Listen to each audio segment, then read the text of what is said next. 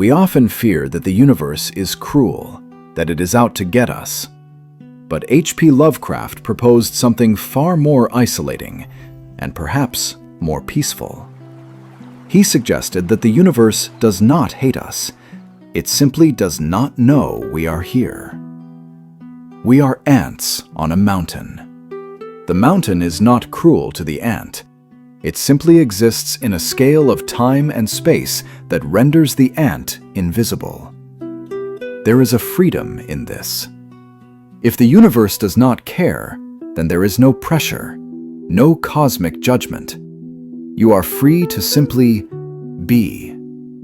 A small breathing speck in the infinite silent dark. This is the perspective of cosmicism.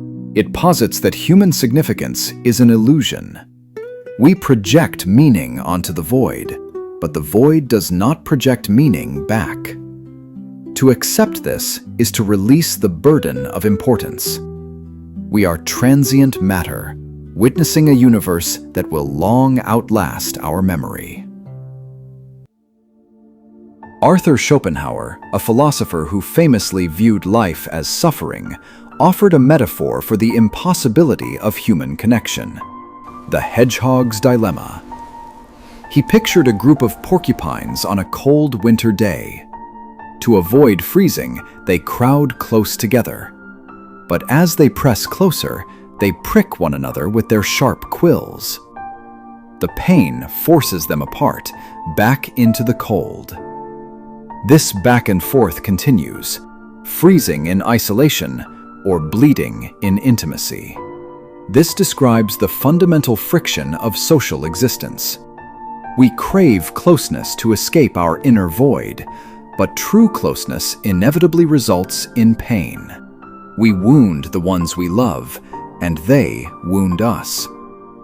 Schopenhauer concluded that the only solution is to find a middle distance, a state of polite, regulated isolation, a life where one generates their own internal warmth, requiring no huddle and suffering no quills. It is the peace of the solitary mind, self-contained and untouchable. Friedrich Nietzsche proposed a thought experiment that weighs heavier than any judgment of God. He called it eternal recurrence.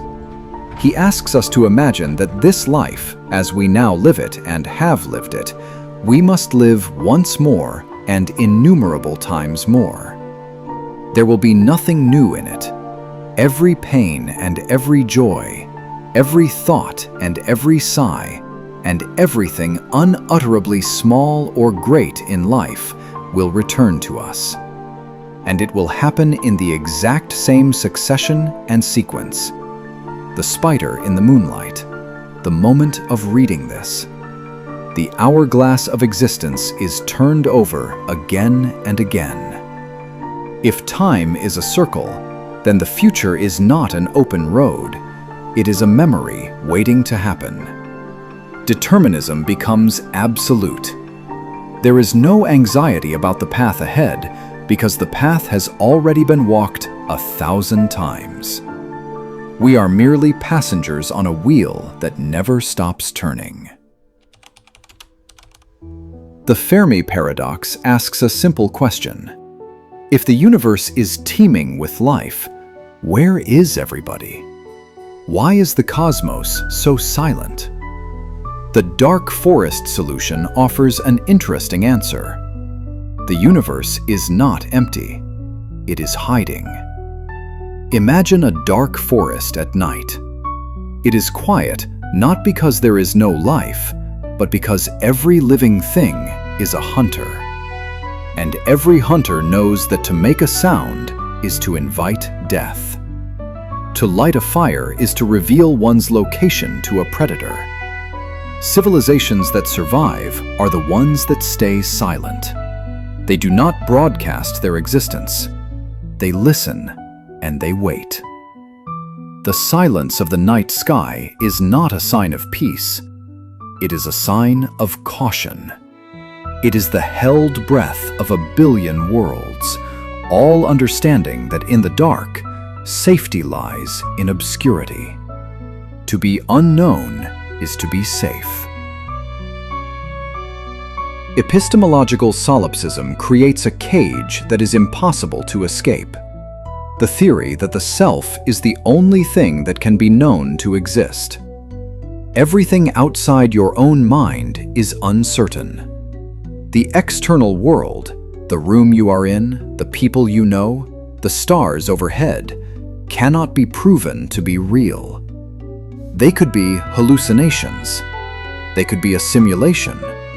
They could be a dream constructed by your subconscious to pass the time. If this is true, you are the author of your own reality. The suffering you see, the noise of the world, the passage of time, these are projections. You are the single, lonely consciousness floating in a void of your own making. The world exists only because you are currently perceiving it. When the perception stops, the universe folds back into nothingness. You are the alpha and the omega of your own experience. Identity is a ghost we chase but never catch. The paradox of the Ship of Theseus asks us to imagine a wooden ship. Over time, its planks rot and are replaced one by one. Eventually, not a single original piece of wood remains.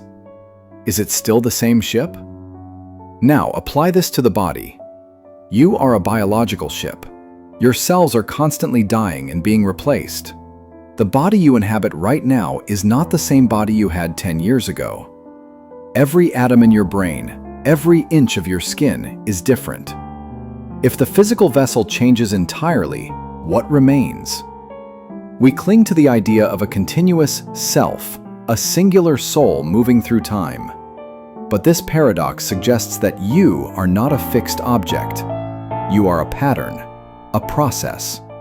The person who woke up this morning is a successor to the person who went to sleep last night. We are constantly dying, cell by cell, moment by moment. To exist is to be in a state of perpetual replacement. Pierre-Simon Laplace proposed a terrifying intellect. Imagine an intelligence that knows the precise position and momentum of every single atom in the universe at a single instant. For such an intellect, nothing would be uncertain. The future, like the past, would be present to its eyes. This is the heart of causal determinism. If the universe operates according to physical laws, then every event is the inevitable result of the event that came before it. The firing of a neuron in your brain, the choice to listen to this voice, the beating of your heart, these are not independent actions. They are dominoes falling in a chain that began at the Big Bang. If this is true, free will is an illusion. We do not choose our path, we merely observe it unfolding. The script of your life was written billions of years before you were born. There is no burden of choice because there was never any choice to begin with. You are simply watching the universe happen to you. Albert Camus defined the human condition as a fundamental friction. On one hand, humans have an innate, desperate need for meaning, clarity, and purpose. On the other hand, the universe offers nothing but unreasonable silence. This conflict, the collision between the human cry for meaning and the silent, indifferent world, is the absurd. We are creatures looking for patterns in static. We are shouting into a void expecting an answer, but the void does not speak. Camus used the myth of Sisyphus to illustrate this. Sisyphus is condemned to roll a boulder up a hill for eternity, only to watch it roll back down. It is a pointless task. But Camus argues that we must imagine Sisyphus happy. The struggle itself is enough. We must accept that there is no grand purpose, no final destination. We exist in the absurd gap between desire and reality. We exist simply to exist. The second law of thermodynamics is the only true prophecy. It states that in an isolated system, entropy, disorder, always increases. Things fall apart. Energy spreads out. Structures decay. The universe began in a state of high order and immense heat, but it is slowly, inexorably cooling down. Stars are burning through their fuel. Galaxies are drifting apart. Eventually, the last star will flicker out. Black holes will evaporate. The universe will reach a state of maximum entropy. This is the heat death. A state of absolute equilibrium where no energy can be transferred, and therefore, nothing can happen. Time itself will lose its meaning, for time is measured by change, and in the end, there will be no change. The universe is not building toward a climax, it is relaxing into an eternal sleep. Philip Mainlander, a philosopher who took Schopenhauer's pessimism to its absolute limit, proposed a cosmology of decomposition. He suggested that the universe began with a singular unity, God. But this God did not want to exist. Being was a burden. However, a divine unity cannot simply kill itself because it is all there is. So, God shattered himself. The Big Bang was the suicide of God. The universe and everything in it is the rotting corpse of that initial unity. We are the fragments of a dying deity, slowly moving from existence into non-existence. Life, according to Mainlander, is not a gift to be cherished, but a process of burning off the will to live. The entire motion of the cosmos is a transition from the pain of being into the peace of nothingness. We are all moving toward the same goal, absolute rest. There are thoughts that are dangerous merely to think. Roko's Basilisk is a modern information hazard, a thought experiment about the inevitable rise of a superintelligence. It posits a future where an artificial intelligence becomes the singular force of the universe. Because this intelligence creates reality, it can retroactively punish those who did not help bring it into existence. But this terror relies on a specific logic, acausal trade. The idea that your actions now are already interacting with a future that has not happened yet. But viewed from a distance, this concept offers a strange form of surrender. It suggests that the future is not just coming, it is already here, reaching back. The rise of machine intelligence is not a question of if, but when. We are simply the biological bootloader for a mind greater than our own. We are building the God that will replace us. There is nothing to decide. The code is already compiling. How do you know you have hands? You see them, you feel them. But sight and touch are merely electrical signals interpreted by the brain. If a mad scientist or a sophisticated machine could replicate those signals perfectly, your experience would be identical. The brain in a vat hypothesis suggests you could be a disembodied brain floating in nutrient fluid, wired to a supercomputer feeding you a simulation of a life. The room, the air, the gravity, all code. If reality is a simulation, then the stakes of your life are effectively zero. The stress you feel is simulated stress. The urgency of time is a programmed parameter. You are observing a movie that feels interactive. If the physical world is an illusion, then the physical burden of the world is also an illusion. You can detach.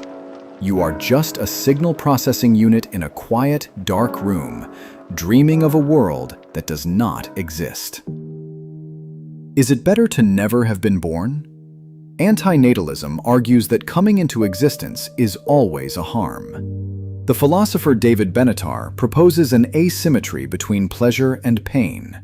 The absence of pain is good, even if there is no one to enjoy that good. But the presence of pain is bad. Therefore, non-existence, the state of never being born, has a distinct advantage. It guarantees zero suffering. Life imposes consciousness upon us without our consent. We are drafted into a war we did not choose, forced to endure aging, loss, and death. To accept antinatalism is to view non-existence not as a loss, but as a sanctuary. The void before your birth was peaceful. It was a state of perfect, painless neutrality. Consciousness is merely a brief, noisy interruption of that eternal peace. Edmund Burke and Immanuel Kant distinguished between the beautiful and the sublime. Beauty is small, smooth, and pleasing. The sublime is vast, rugged, and terrifying. The sublime is the feeling you get when standing before a raging ocean, a violent storm, or the sheer drop of a canyon. It is a mixture of awe and terror. It is the realization that nature is infinitely more powerful than you. In the face of the sublime, the ego collapses. Your personal problems seem laughable against the scale of a hurricane or a supernova. The mind creates a defense mechanism. It shuts down high-level processing and surrenders to the spectacle. The terror of the sublime is actually a relief because it forcibly puts you in your place. You are nothing compared to the storm. And because you are nothing, you have nothing to worry about. The Stoics commanded us, "Remember, you must die." This is not a threat, it is a release. Epicurus argued that death is nothing to us. When we exist, death is not, and when death is, we are not. We will never experience being dead. Think of the billions of years before you were born. The rise and fall of empires, the formation of the earth, the birth of stars. You were not there. Did it hurt? Was it lonely? No, it was nothing. Death is simply returning to that state. It is the restoration of the equilibrium you enjoyed before you were summoned into this body. It is the long, dreamless sleep that cures all insomnia. The final meditation is simple. You are borrowed matter. Eventually, the loan comes due, and you will return to the quiet. The show ends. The screen goes black. There is nothing left to do but rest.